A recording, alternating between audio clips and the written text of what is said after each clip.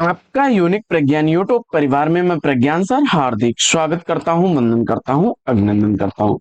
प्यारे साथियों, अगर आप बीपीएससी से आयोजित होने वाले या स्टेट एग्जाम की तैयारी कर रहे हैं तो आपके लिए वीडियो होने वाला है काफी महत्वपूर्ण, क्योंकि आज की इस वीडियो में करने वाले हैं 100 वस्तुनिष्ठ प्रश्नों का हम लोग वस्तुनिष्ठ अध्ययन। तो इस प्रैक्टिस सेट कॉल करना प्रारंभ करें इससे पूर्व अगर वीडियो को पहली बार देख रहे हैं तो चैनल पर नए हैं तो कृपया चैनल को सब्सक्राइब, वीडियो को लाइक और शेयर करना बिल्कुल न भूलें। तो बिना समय गंवाए प्रारंभ करते हैं आज की इस पाठचर्या को और देखते हैं प्रैक्टिस सेट का पहला प्रश्न। 11वां विश्व हिंदी सम्मेलन किस देश में हो रहा है? और मॉरिशस की राजधानी पोर्ट लुइस को अगर आपने चुना, बिल्कुल सही जवाब मॉरिशस, विकल्प सी।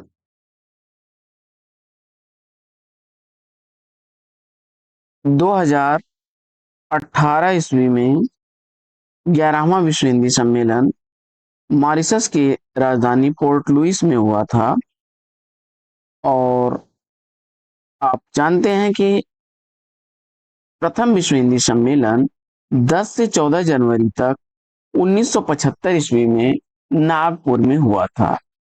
नागपुर में 1975 ईस्वी में पहला विश्व हिंदी सम्मेलन 10 से लेकर के 14 जनवरी के मध्य हुआ, और 10 जनवरी को विश्व हिंदी दिवस के रूप में भी मनाया जाता है। दूसरा प्रश्न है कि विषय की मूल वस्तु तक सीधे तथा तत्काल प्रवेश करो और अनावश्यक शब्दों और विशेषणों से बचो, यह निर्देश किस लेखन से संबंधित है? प्रश्न संख्या 2 का राइट आंसर क्या बनेगा? दूसरे प्रश्न का सही जवाब चयनित करिए।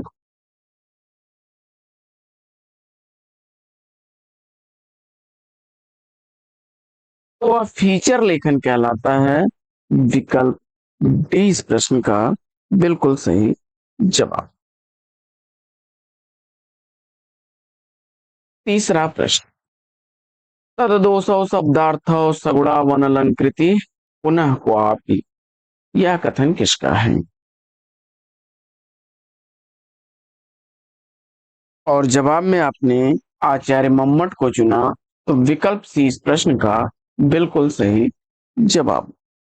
बढ़ते हैं चौथे प्रश्न की तरफ, और चौथा प्रश्न है कि वीर रस प्रधान रचना में कौन सा गुण प्रधान होता है? तो वीर रस की जो रचना होती है उसमें ओज गुण प्रधान होता है।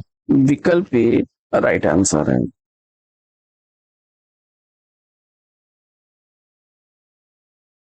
श्रृंगार और शांत तथा करुण रसों में माधुर्य गुण होता है, और प्रसाद गुण लगभग सभी में पाया जाता है। पांचवा प्रश्न, निरख सखी खंजन आए, फेरे उन मेरे रंजन ने, नयन इधर मन भाए, इन पंक्तियों में कौन सा काव्य गुण है? पांचवें प्रश्न का सही जवाब माधुर्य गुण चुन करके बिल्कुल सही उत्तर दिया आपने, विकल्प बी। छठवां प्रश्न, प्रश्न संख्या 6 है कि माधुर्य गुण के संबंध में कौन सा कथन सही नहीं है? तो माधुर्य गुण के संदर्भ में कौन सा कथन सही नहीं है, इसका आपको जवाब बताना है।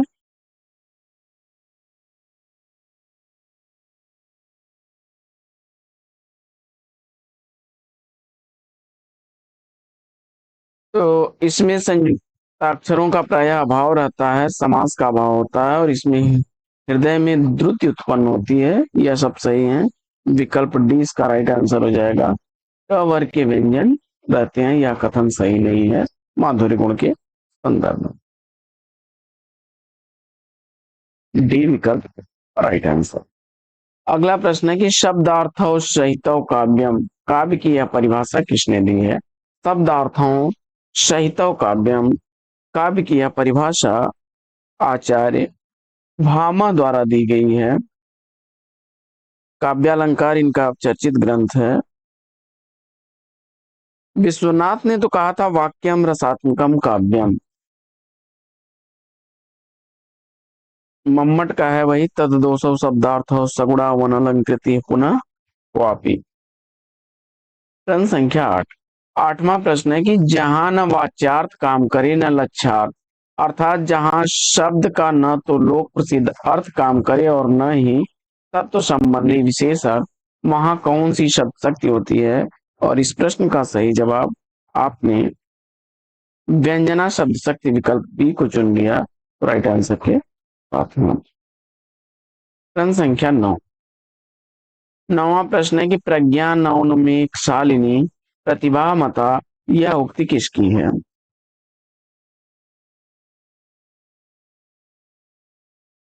और जवाब में आपने श्री भट्टतौत को चुन लिया, तो विकल्प डी इस प्रश्न का बिल्कुल सही जवाब। बढ़ते हैं 10वें प्रश्न की तरफ। प्रश्न संख्या 10 है कि किस छंद में 12 और 7 के यत् से कुल 19 मात्राएं होती हैं? किस छंद में 12 और 7 के यत् से कुल 19 मात्राएं होती हैं? 10वें प्रश्न का सही जवाब बरवे को अगर आपने चुना है तो विकल्प डी इस प्रश्न का बिल्कुल सही जवाब। बढ़ते हैं प्रश्न संख्या 11 की तरफ। 11वां प्रश्न है कि मात्रा क्रम की दृष्टि से दोहा के ठीक विपरीत पढ़ने वाले छंद का नाम क्या है? मात्रा क्रम की दृष्टि से दोहा के ठीक विपरीत पढ़ने वाले छंद का नाम पूछा जा रहा है, और दोहा के ठीक विपरीत आपने सेलेक्ट किया किसको? सोरठा को। विकल्प सी इस प्रश्न का बिल्कुल सही जवाब।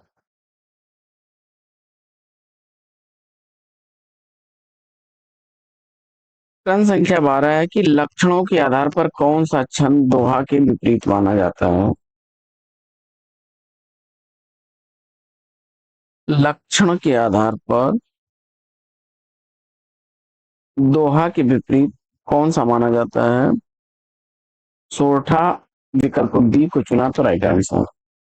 प्रश्न संख्या 13 है कि गर्भ करहु रघुनंदन जनि मन मां, देखऊं आपनी मूरत सिय के छा, इसमें छंद पूछा जा रहा है। प्रश्न संख्या 13 का सही जवाब आपने बरवय छंद को चुना, तो विकल्प ए इस प्रश्न का बिल्कुल सही जवाब। बरवय छंद के पहले और तीसरे चरण में 12-12 मात्राएं, दूसरे और चौथे चरणों में 7-7 मात्राएं होती हैं। प्रश्न संख्या 14।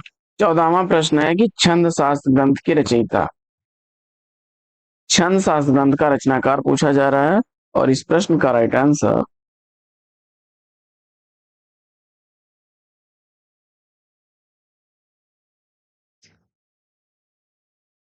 पिंगल मुनि को चुना आपने, तो विकल्प सी राइट आंसर हो जाएगा। इन्हीं के नाम के आधार पर छंद शास्त्र को पिंगल शास्त्र भी कहा जाता है। प्रश्न संख्या 15 है कि रहीमन पानी राखिए बिनु पानी सब सून, पानी गए न उबरे मोती मानुष चून, इन पंक्तियों में किस छंद का प्रयोग हुआ है? और प्रश्न संख्या 15 का राइट आंसर आपने सेलेक्ट कर लिया विकल्प ए दोहा छंद को, राइट आंसर के साथ में। 16वां प्रश्न है कि विषम चरणों में 13-13 और सम चरणों में 11-11 मात्राओं सहित 24 मात्राओं वाला छंद पूछा जा रहा है। विषम चरणों में यानी पहले और तीसरे चरण में 13-13, पहले और तीसरे चरण में 13-13 और दूसरे और चौथे चरण में 11-11 मात्राओं वाला अर्ध सम्मात्रिक छंद कौन सा है? दोहा है। विकल्प 20 प्रश्न का बिल्कुल सही जवाब। प्रश्न संख्या 17। 17वां प्रश्न है कि रात दिवस पूनम अमा, सुख दुख छाया धूप, अयह जीवन बहुरूप या बदले कितने रूप में कौन सा छंद है? 17वें प्रश्न का राइट आंसर आपने इसको चुन लिया, दोहा छंद विकल्प बी को राइट आंसर है आपको।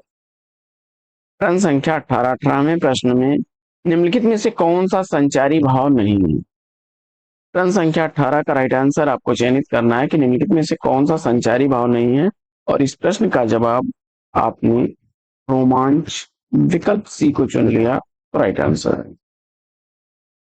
प्रश्न संख्या 19। 19वां प्रश्न है कि विभाव अनुभव व्यभिचारी संयोगाद रस निष्पत्ति किस ग्रंथ में आया? विभाव अनुभव व्यभिचारी संयोगाद रस निष्पत्ति किस ग्रंथ में आया है? और इस प्रश्न का जवाब आपने नाट्य शास्त्र को चुना, तो बी विकल्प इस प्रश्न का बिल्कुल सही जवाब। बढ़ते हैं 20वें प्रश्न की तरफ, और 20वां प्रश्न है कि चित्र तुरंग न्याय की अवधारणा का उपयोग किस आचार्य ने रस निष्पत्ति की व्याख्या में किया है? चित्र तुरंग न्याय की अवधारणा का उपयोग किस आचार्य ने रस निष्पत्ति की व्याख्या में किया है? जवाब में आपने आचार्य शंकु को चुन लिया, तो विकल्प सी इस प्रश्न का राइट आंसर है। प्रश्न संख्या 21। 21वां प्रश्न है कि पायो जी मैंने राम रतन धन पायो, वस्तु अमूलक दी मेरे सदगुरु, कृपा करी अपनायो, इन पंक्तियों में कौन सा रस है? 21वें प्रश्न का सही जवाब भक्ति रस, विकल्प सी को चुन लिया आपने, तो राइट आंसर है। आगे बढ़ते हैं और देखते हैं प्रश्न संख्या 22। 22वां प्रश्न है कि हाथ पैर कांपना, स्तंभ, रोमांच, मुख व्यवहार और स्वर परिवर्तन इत्यादि किस रस के अनुभव हैं? 22वें प्रश्न का सही जवाब भयानक रस, विकल्प ए को चुन लिया आपने, तो राइट आंसर के साथ में आप। 23वां प्रश्न कि मन रे तन कागद का पुतला, लागई बूद विनसी जाय छीन में, गर्भ करे क्या इतना, इसमें कौन सा रस है? और प्रश्न संख्या 23 का सही उत्तर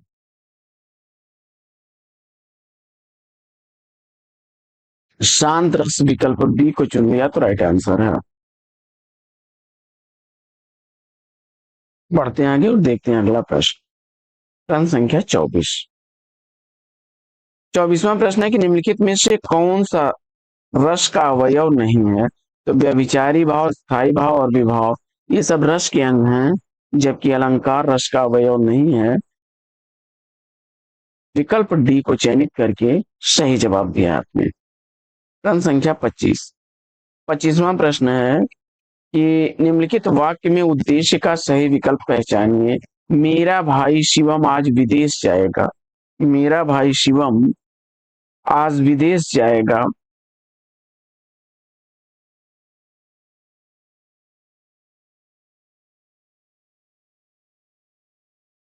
तो मेरा भाई जो शिवम है वह विदेश जा रहा है, यानी उद्देश्य इसमें मेरा भाई शिवम विकल्प ये हो जाएगा। जिसके विषय में कुछ कहा जाता है वह उद्देश्य कहलाता है, और जो कुछ कहा जाता है वही विधेय होता है। जिसके संदर्भ में कुछ कहा जा रहा है वो उद्देश्य है, और जो उसके संदर्भ में कहा जा रहा है वह विधेय है।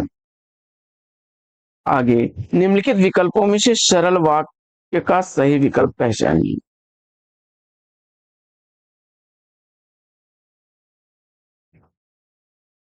तो श्वेता नए कपड़े लेकर आई है, विकल्प ए इस प्रश्न का राइट आंसर है।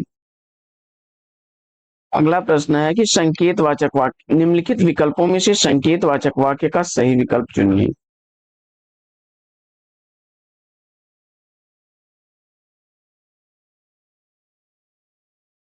तो दीपक का घर उधर है, यहां संकेत किया जा रहा है। विकल्प डी को अगर आपने चुना तो राइट आंसर है। अगला प्रश्न है कि निम्न विकल्पों में से उस विकल्प का चयन कीजिए जो दिए गए वाक्य के अनुसार वाक्य भेद का सही विकल्प हो। मैंने आज घर की सफाई नहीं की।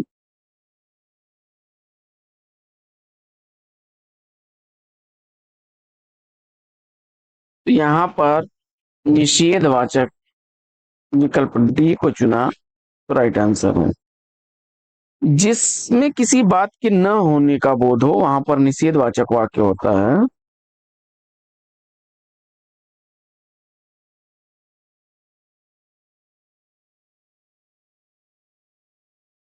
आगे दिए गए वाक्यों में से एक वाक्य शुद्ध है, इसका आपको चयन करना है।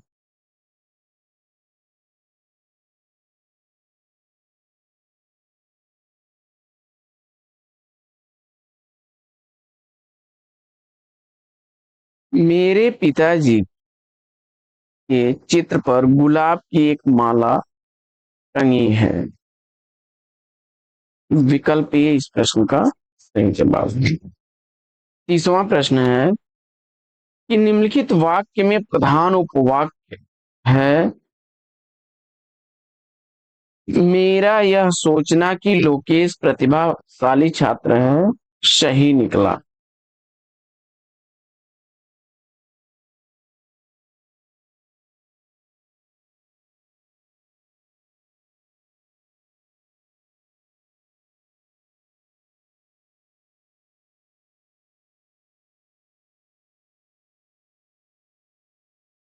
मेरा यह सोचना सही निकला।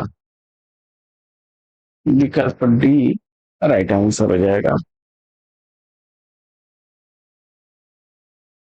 अगला प्रश्न है कि निम्नलिखित विकल्पों में से शुद्ध वाक्य चयनित करना है।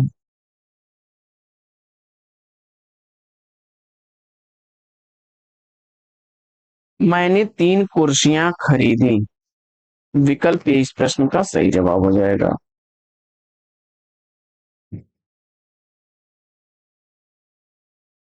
देखिए अनेकों नहीं बल्कि अनेक प्रस्ताव आए और दादी का नहीं दादी के प्राण निकल गए। 4 आदमियों के लिए खाना बना दो शुद्ध हो जाएगा तब। 32वां प्रश्न है कि निम्नलिखित वाक्य के किसी एक खंड में अशुद्धि है उसे पहचानना है।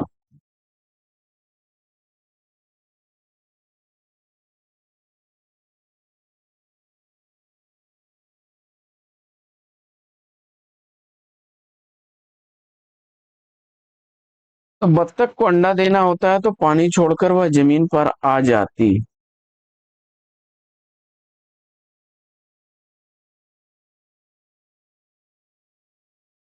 विकल्प डी इस प्रश्न का राइट आंसर हो जाएगा। अगला प्रश्न है कि यह काम आप पर निर्भर करता है वाक्य में अशुद्ध अंश पूछा जा रहा है।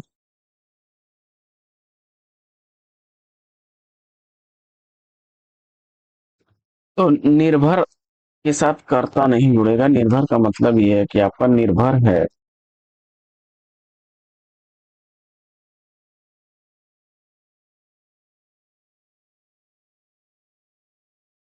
कर्ता शब्द इसमें जो है कोई मतलब नहीं है। विकल्प ए राइट आंसर हो जाएगा। आगे बढ़ते हैं और देखते हैं अगला प्रश्न।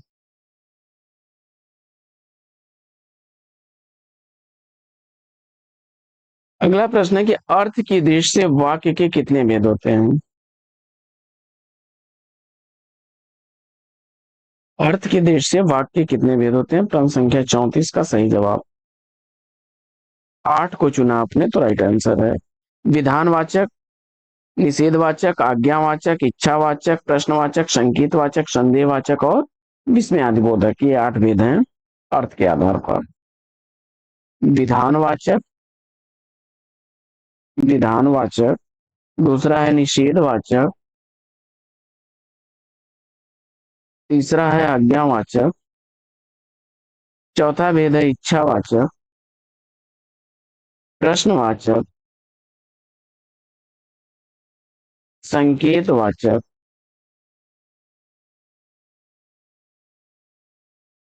संदेहवाचक और विस्मयादिबोधक। विस्मयादिबोधक।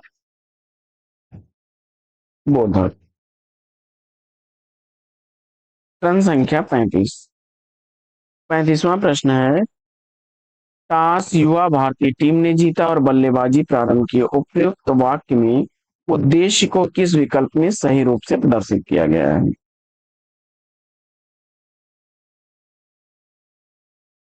तो युवा भारतीय टीम जो है यह क्या है उद्देश्य है। विकल्प बी राइट आंसर हो जाएगा। आगे बढ़ते हैं और देखते हैं प्रश्न संख्या 36। 36वां प्रश्न है कि पद के संदर्भ में कौन सा कथन सही नहीं है।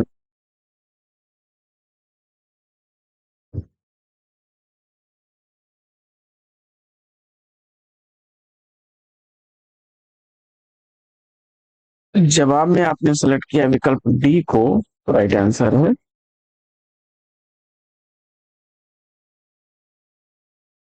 मुंह की खाना मुहावरे का अर्थ पूछा जा रहा है। प्रश्न संख्या 37 का सही जवाब, मुंह की खाना मुहावरे का अर्थ बुरी तरह हारना, विकल्प सी को चुना तो राइट आंसर है। अदृश्य शत्रु अर्थ के अनुरूप कौन सा मुहावरा है? आस्तीन का सांप, विकल्प डी को चुना आपने तो राइट आंसर। और घड़ी में तोला घड़ी में माशा मुहावरे का अर्थ, जरा सी बात पर खुश और नाराज होना, विकल्प डी राइट आंसर। प्रश्न संख्या 40 है कि न रहेगा बांस न बजेगी बांसुरी, लोकोक्त का अर्थ क्या होगा? और इस प्रश्न का जवाब आपने न कारण होगा न कार्य, विकल्प ए को चुन लिया, राइट आंसर है। प्रश्न संख्या 41, किसी बात पर दृढ़ तो रहो, रिक्त स्थान में आपको भरना है।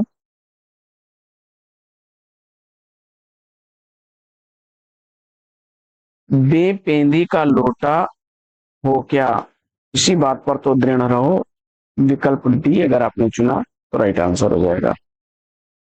अगला प्रश्न है कि निम्नलिखित प्रश्न में चार विकल्पों में से उस विकल्प का चयन करिए जो दिए गए मुहावरे का सही अर्थ हो। प्रश्न संख्या 42 का सही जवाब, अंधियारा मिटना का अर्थ हो जाएगा ज्ञान समाप्त होना, विकल्प ए। अगला प्रश्न है कि निम्नलिखित प्रश्न में चार विकल्पों में से उस विकल्प का चयन करें जो दी गई लोकोक्ति का सही अर्थ हो। बंदर क्या जाने अदरक का स्वाद, तो मूर्ख को गुण की पहचान नहीं होती है, विकल्प डी को चुना आपने तो राइट आंसर है। अगला प्रश्न है कि लोकोक्त के संबंध में इसमें से कौन सा कथन असत्य है?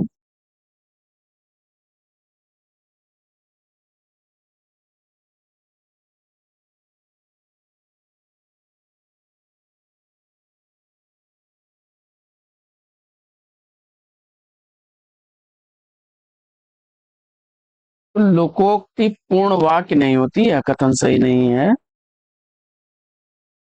लोकोक्ति पूर्ण वाक्य नहीं होती, यह कथन सही नहीं है।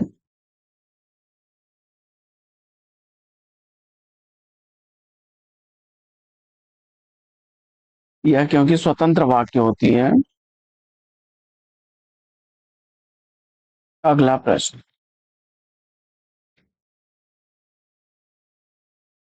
प्रश्न संख्या 45,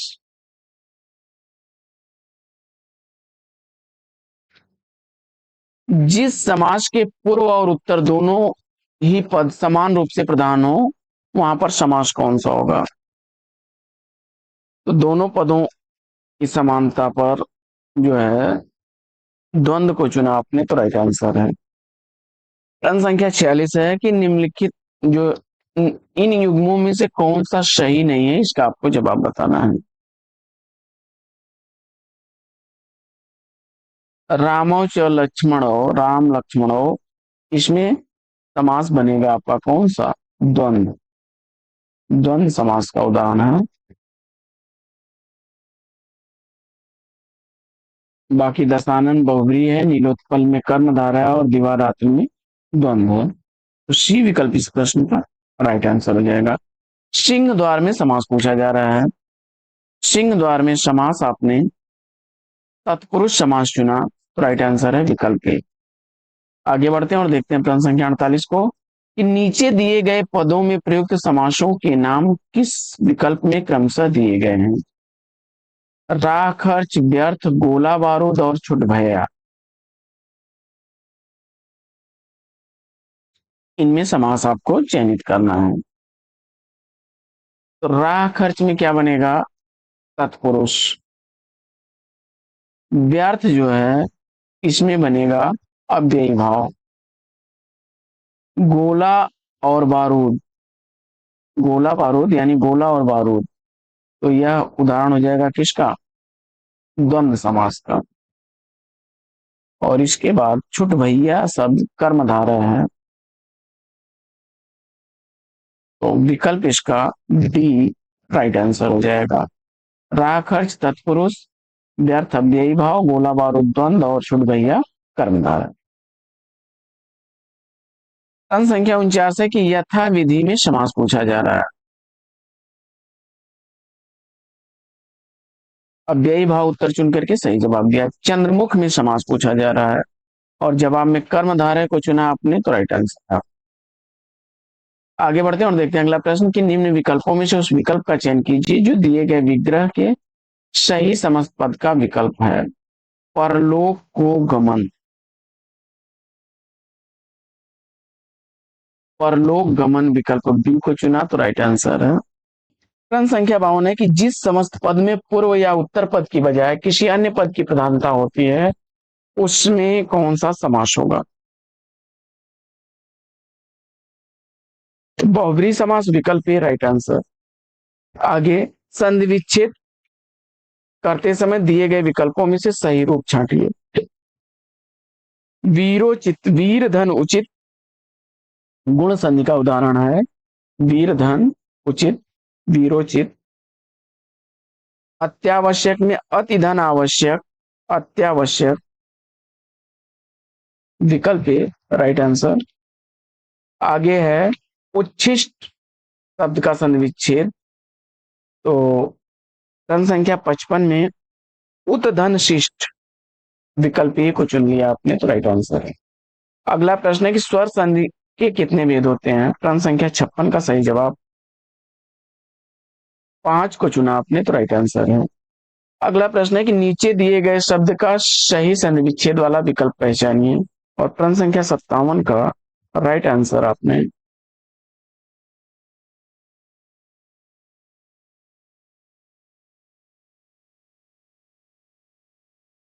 मुनि धनीश, मुनीश, राइट आंसर हो जाएगा आपका। यशोदा में संधि विच्छेद, यशोदा में संधि पूछा जा रहा है, तो यशा धंधा यशोदा विसर्ग संधि का उदाहरण है विकल्प ए राइट आंसर। वर्णिक छंदों में गण कितने प्रकार के होते हैं। तो आप जानते हैं गणों की संख्या कितनी होती है, 8। यह माता राजभान शलगा, सूत्र है य माता राजभान शलगा, यह माता राजभान सलगा। यगण मगण तगण रगण जगण भगण नगण सगण।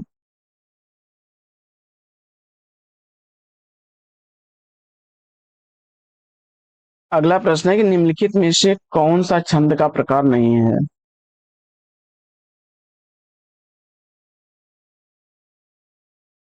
तो दोहा चौपाई सोरठा ये छंद के प्रकार हैं। दृष्टांत जो है यह छंद का प्रकार नहीं है, विकल्प ए को चुना आपने, तो राइट आंसर है। आगे बढ़ते हैं और देखते हैं अगला प्रश्न।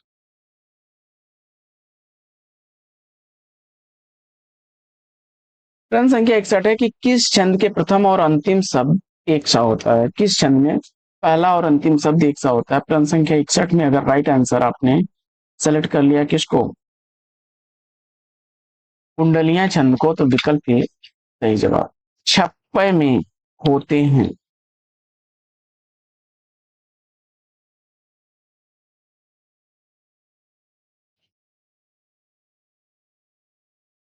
छप्पय के प्रथम 4 चरण रोला के और अंतिम 2 चरण उल्लाला के होते हैं, विकल्प ए राइट आंसर हो जाएगा। आगे मैंने विद्यालय जाना है, इसमें अशुद्ध अंश क्या है। तो आप जानते हैं कि यहाँ पर क्या होना चाहिए, मुझे विद्यालय जाना है, मुझे विद्यालय जाना है। तो मैंने में त्रुटि है, विकल्प ए राइट आंसर। 64वां प्रश्न है कि हनुमान ने संजीवनी बूटी से लक्ष्मण के लिए होश लाए, वाक्य में त्रुटि का आधार पहचानना है।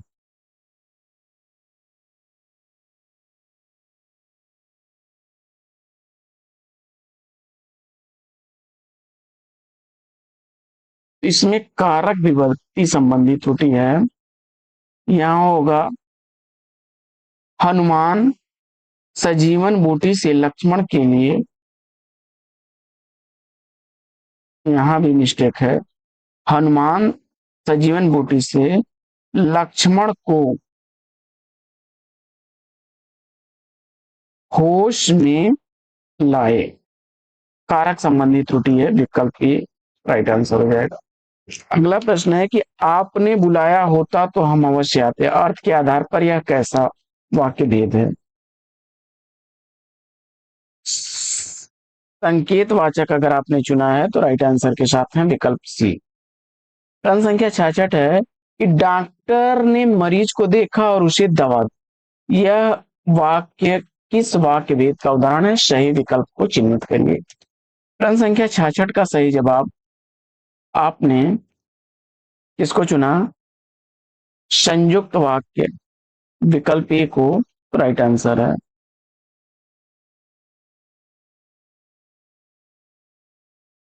अर्थ के आधार पर वाक्यों का भेद बताना है। प्रश्न संख्या 67 का सही जवाब अर्थ के आधार पर वाक्यों के भेद में 8 भेद, आपने विकल्प डी को चुना तो राइट आंसर है। प्रश्न संख्या 68, जिस सामासिक शब्द में पूर्व पद और उत्तर पद गौण होते हैं और कोई तीसरा पद प्रधान होता है वहां कौन सा समास होता है? और प्रश्न संख्या 68 का सही जवाब बहुव्रीहि समास, विकल्प ए को चुना तो राइट आंसर है आपका। अगला प्रश्न कृताकृत में समास पूछा जा रहा है। कृताकृत में समास और जवाब में आपने कर्मधारय समास, विकल्प सी को चुना तो राइट आंसर। प्रश्न संख्या 70, अकृतम में कौन सा समास है?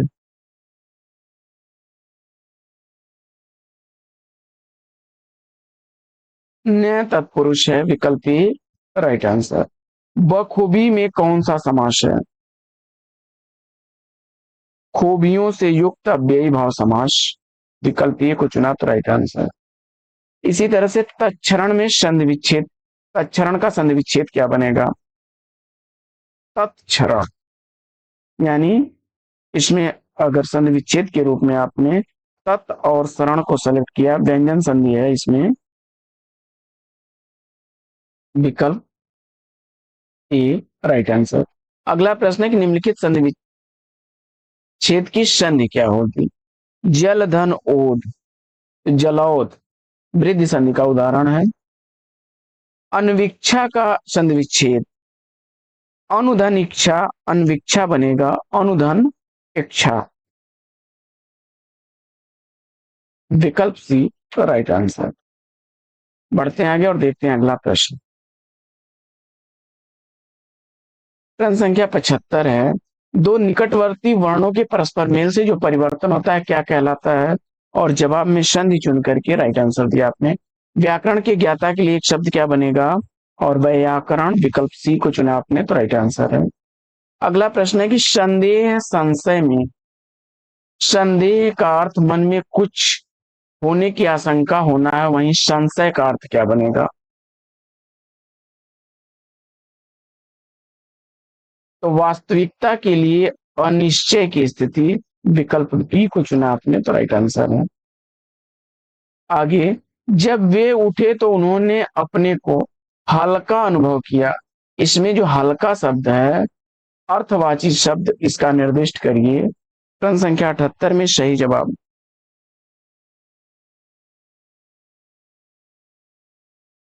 स्वस्थ, विकल्प सी सेलेक्ट किया तो राइट आंसर। अगला प्रश्न है कि अध्याहार का अर्थ क्या बनेगा?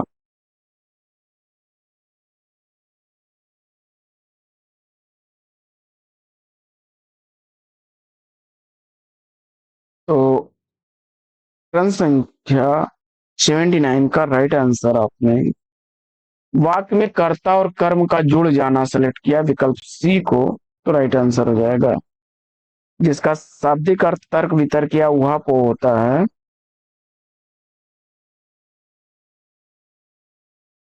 अगला प्रश्न है कि हिंदी किस लिपि में लिखी जाती है? जवाब में देवनागरी लिपि चुना आपने तो राइट आंसर है। पंजाबी गुरुमुखी में लिखी जाती है।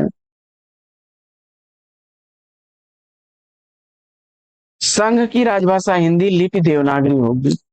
यह संविधान के किस अनुच्छेद में लिखा गया है?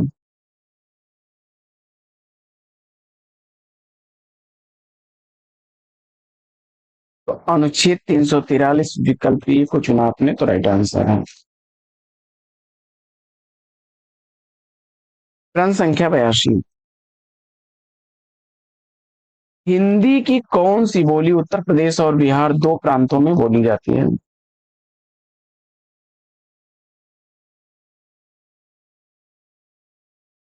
जवाब में आपने सेलेक्ट किया भोजपुरी को, तो राइट आंसर हो जाएगा आपका।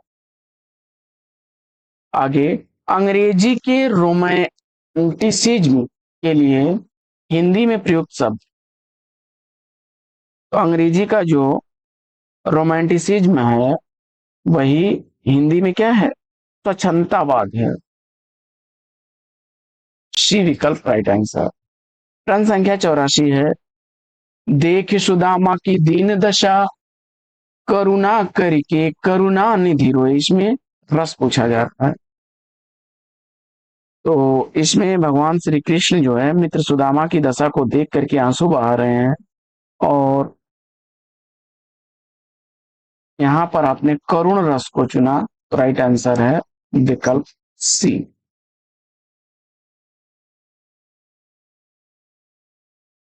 व्याकरण में काल का क्या अर्थ है? जब अब समय चुन करके राइट आंसर हो गया।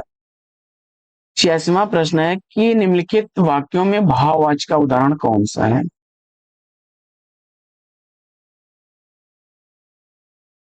अब चला जाए, विकल्प ए को चुना आपने, तो राइट आंसर है। अगला प्रश्न है कि कर्मवाच्य में प्रधान क्या होता है? तो कर्मवाच्य में कर्म की प्रधानता होती है, कर्तवाच्य में कर्ता की प्रधानता होती है। तो विकल्प डी इस प्रश्न का सही जवाब हो जाएगा। कर्तवाच्य में कर्ता की, भाववाच्य में भाव की, और कर्मवाच्य में कर्म की प्रधानता होती है। आगे, दिए गए विकल्पों में विभावना अलंकार का उदाहरण पहचानिए। तो बिनु पग चलें सुने बिनु काना, कर बिनु कर्म करें विधि नाना, आनंद रहित सकल रस भोगी, बिन वाणी वक्ता बड़ जोगी। विकल्प डी को अगर आपने चुना है तो राइट आंसर है विभावना। काफी रिपीटेड प्रश्न है, कई बार परीक्षाओं में पूछा गया है। अज्ञान रागी चित्त की गति समझे नहीं कोई, ज्यो ज्यो बूढ़े श्याम रंग त्यों त्यों उज्जवल हो। विरोधाभास अलंकार है यहाँ पर। और शीतल ज्वाला जलती है ईंधन होता दृग जल का, यहां भी विरोधाभास है। और श्याम और किमि कहो बखानो, काव्यालिंग काव्यालिंग अलंकार का उदाहरण है विकल्प सी। आगे बढ़ते हैं और देखते हैं अगला प्रश्न।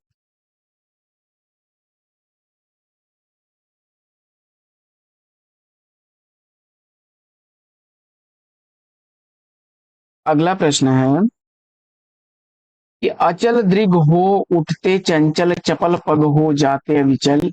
इस पंक्ति में प्रयुक्त अलंकार को पहचानना है। और जवाब में विरोधाभास को चुना आपने, तो राइट आंसर है।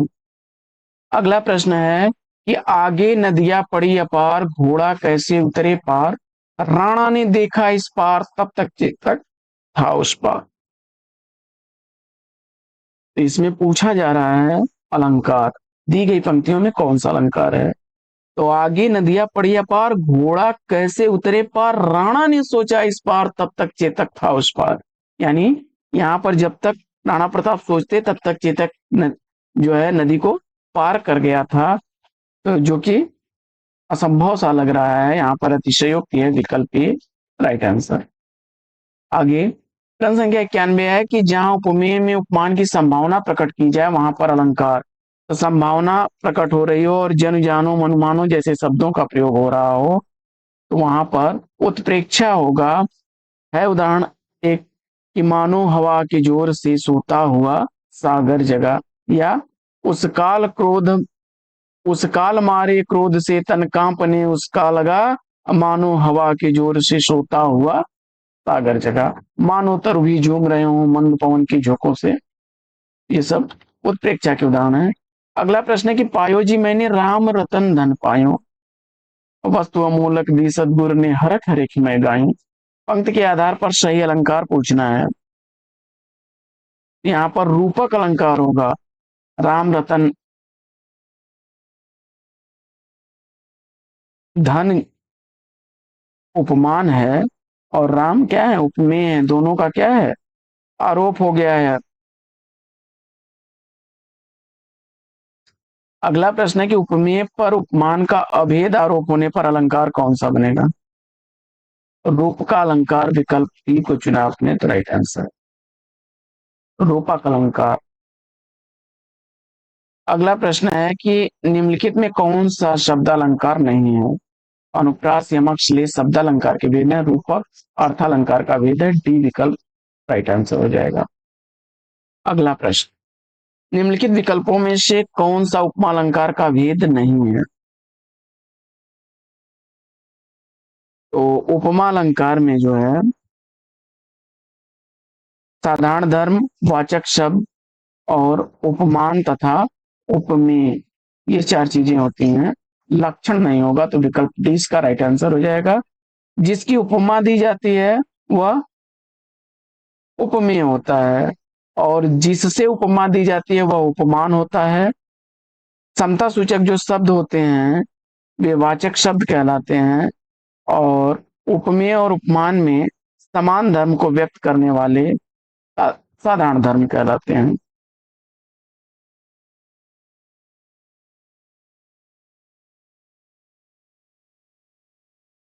अगला प्रश्न है कि नील परिधान बीच सुकुमार खुल रहा मृदुलध फुलायंग, खिला हो ज्यों बिजली का फूल मेघ बन बीच गुलाबी रंग।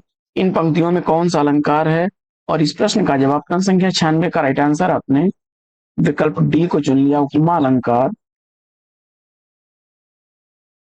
राइट आंसर है।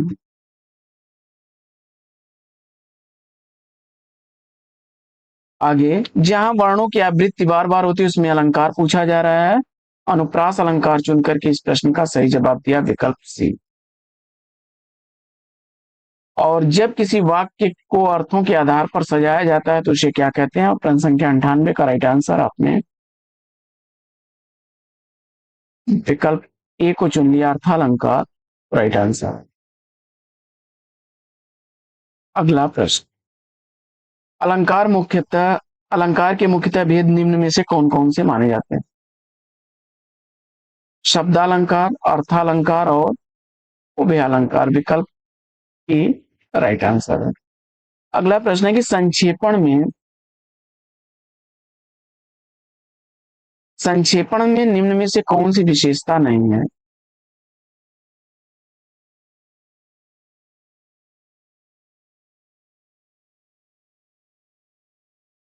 तो संक्षेपण में व्याकरण संबंधी गलतियां नहीं होनी चाहिए। संक्षेपण में रस, छंद, अलंकार, विशेषता आदि का प्रयोग नहीं करना चाहिए। संक्षेपण में वाक्य का दोहराव नहीं होना चाहिए। विकल्प सी इस प्रश्न का राइट आंसर हो जाएगा। संक्षेपण सीधी, सरल, सहज, व्याकरण सम्मत और स्पष्ट भाषा में प्रयुक्त होना चाहिए। सी विकल्प इस प्रश्न का राइट आंसर है। प्रश्न संख्या 100 के साथ ही इस पाठचर्या को लेंगे विराम। आपसे लें विदा, उससे पूर्व वीडियो को लाइक नहीं किया तो फटाफट लाइक, शेयर नहीं किया तो फटाफट शेयर कर दीजिए। चैनल को पहली बार में सब्सक्राइब करके बगल में बने हुए बेल आइकन से ऑल बटन को प्रेस करना बिल्कुल न भूलें। तो फिर मिलते हैं अगले वीडियो में एक नए प्रकरण, नया टॉपिक, एक नए अंदाज में। तब तक के लिए लेंगे आपसे विदा। आपका जीवन मंगलमय हो, बेस्ट विशेष बेस्ट ऑफ लक।